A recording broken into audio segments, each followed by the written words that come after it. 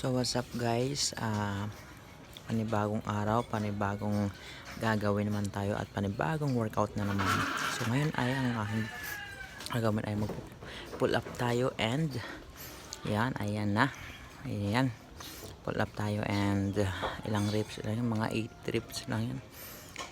And then after nyan magko-core tayo. So ayun, so beginner pa lang ako guys. So ayan, pull ups tayo. So yan for core natin, yan ang core natin. So marami akong ginagawa for core, pero sa core ko, pero yan muna yung aking ginawa for that moment. Yan, sana magustuhan niyo yan.